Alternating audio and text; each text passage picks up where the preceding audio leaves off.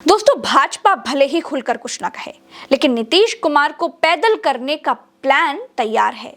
नीतीश कुमार की कुर्सी छीनने के लिए बीजेपी चिराग का इस्तेमाल कर सकती है। दरअसल कुछ दिनों पहले चिराग पासवान दिल्ली में एक न्यूज चैनल पर कह रहे थे कि वो केंद्र से ज्यादा बिहार की राजनीति में रहना पसंद करते हैं और वो जल्द ही बिहार में अपनी राजनीतिक शुरुआत करेंगे। इसके बाद उनकी पार्टी के सांसद और रिश्ते में उनके सगे जीजा अरुण भारती ने कहा कि कार्यकर्ताओं का मन है कि चिराग पासवान को बिहार में बड़ी जिम्मेदारी मिले। अब दोस्तों, इस बड़ी जिम्मेदारी को क्या माना जाए? भाई, चिराग पासवान तो केंद्र सरकार में मंत्री हैं, ठीक ठाक मंत्रालय उनको मिला हुआ है। तो क्या चिराग पासवान की पार्टी के नेता बिहार में चिराग को मंत्री बनवाना चाहते हैं? और क्या उसे ही वो बड़ा पद मान रहे हैं, या फिर बात उसके आगे की है? दरअसल दोस्तों, पटना में चिराग पासवान के कुछ पोस्टर्स लगे हैं। इन पोस्टर्स पर चिराग पासवान की ताजपोशी है, चिराग के बिहार में स्वागत का जिक्र है और चिराग पासवान को शेर के कलेजे वाला भी बताया गया है। जब से ये पोस्टर्स पटना में लगे हैं, तब से पटना में बैठे नीतीश कुमार, गया जी में बैठे जीतन राम मांझी और काराकाट में बैठे उपेंद्र कुशवाहा के चेहरे की हवाइयां उड़ गई हैं कि आखिर कौन सा नया खेल है भाई? कहीं मोदी के हनुमान पर कोई विशेष कृपा तो नहीं हो गई है? दोस्तों, चिराग पासवान खुलकर बोल रहे हैं और उनके नेताओं को देख करके भी लग रहा है जैसे किसी तीसरी शक्ति से सब लैस हैं। चिराग पासवान की पार्टी एलजेपी-आर की अभी कुछ दिनों पहले कार्यकारिणी बैठक हुई थी। इस बैठक में सांसद अरुण भारती और प्रदेश अध्यक्ष राजू तिवारी भी मौजूद थे। कार्यकारिणी बैठक में कुछ मुद्दों पर खुलकर बातचीत हुई, लेकिन उस मीटिंग से जो पॉइंट्स सामने आए वो हैरान करने वाले थे।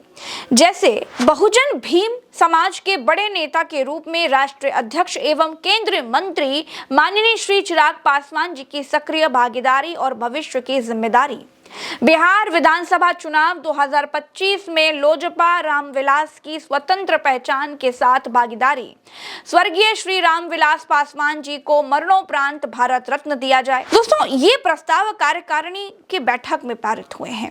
चिराग पासवान को भविष्य की जिम्मेदारी, इस लाइन को थोड़ा और गहराई से समझने की कोशिश कीजिए।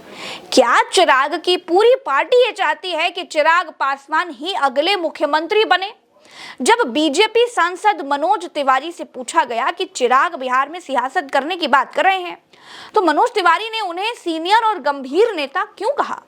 बिहार चुनाव 2025 में स्वतंत्र पहचान के साथ भागीदारी का क्या मतलब है? क्या चिराग एनडीए में अपनी शर्तों के साथ रहेंगे या फिर एनडीए में वो बाकी दलों को खुद से कमतर मान रहे हैं? दोस्तों, जब चिराग पासवान की पिछले 6 महीनों की सियासत को थोड़ा गौर से देखेंगे तो पता चलता है कि जैसे चिराग नीतीश को हटाकर खुद कुर्सी पाना चाहते हैं।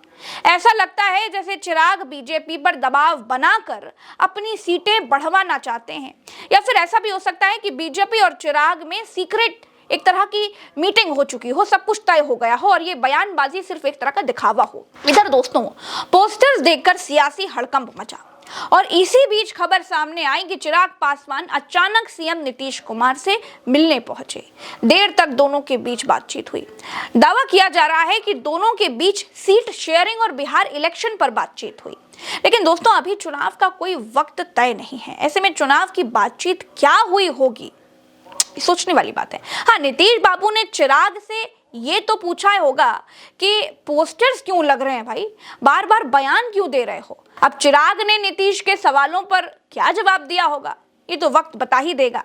लेकिन एक बात जरूर है दोस्तों कि बिहार में सब कुछ ठीक तो नहीं दिख रहा है और जिस तेवर में चिराग पासवान है वो नीतीश कुमार के लिए सबसे बड़ी टेंशन है।